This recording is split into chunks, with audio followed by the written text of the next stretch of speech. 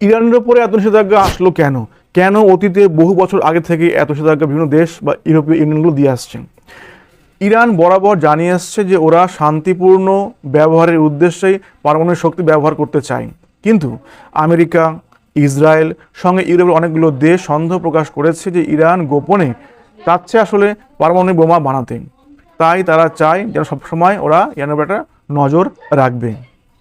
2002 সালে ইরানের নাটাঞ্জ এবং আরাক নামে দুটি পারমাণবিক স্থাপনা গোপনে তৈরি হচ্ছে, এটা ধরা পড়ে যায়। তখনই ইন্টারন্যাশনাল অ্যাটমিক এনার্জি এজেন্সি বা পরমাণু পর্যবেক্ষক সংস্থা এবং পশ্চিমা দেশগুলো আরও বেশি চাপ সৃষ্টি করা শুরু করে। এর সঙ্গে ইসরায়েলের এবং সৌদি আরব উদ্যোগটা আরও বেশি বাড়তে শুরু করে। ইরান যদি বোমা বানায় তাহলে ইসরায়েল সরাসরি ঝুঁকিতে পড়ে যায়। ইরান এবং ইসরায়েল অনেক দিন ধরে এরা পরস্পর শত্রু রাষ্ট্র হিসাবে এরা একে অপরের বিপক্ষে অবস্থান করে আসছে। সৌদি আরব এবং ইরান এই দুখানে কিন্তু ভিন্ন ভিন্ন মুসলমান।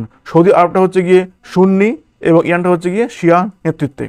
এই দুটি দেশ হচ্ছে মধ্যপ্রাচ্যে আধিপত্য নিয়ে খুব প্রবল এক প্রতিদ্বন্দ্বী। ফলে সৌদি আরব চায় না ইরান এই পারমাণবিক শক্তিতে সমৃদ্ধ হয়ে উঠুক। এবারে এখানে কিছু আছে আমেরিকার কিছু ভূমিকা, বিশেষ করে ট্রাম্পের সময় 2015 সালে ইরানের সঙ্গে যে চুক্তি হয় যার নাম ছিল JCPOA, এই চুক্তি থেকে 2018 সালে ট্রাম্প একা একা বেরিয়ে যান। তিনি বলেন যে ইরান এখনও গোপনে বোমা বানাতে পারে, তাই এই চুক্তি যথেষ্ট নয়। এরপরে আবার ইরানের উপর চাপানো অনেকগুলো নিষেধাজ্ঞা চাপিয়ে দেওয়া হয়, চাপ আরও বৃদ্ধি পায়।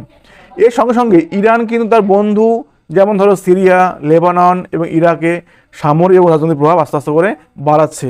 এতে করেও কিন্তু আমেরিকা চায়, ইসরায়েল চায় এবং আরব দেশগুলো চায় ইরানকে থামাতে। ফলে সবাই মিলে চাচ্ছে ইরানকে একটু থামিয়ে রাখতে, যার কারণেই সব দেশ মিলে ইরানকে অনেক ধরনের নিষেধাজ্ঞা দিয়ে রেখেছে।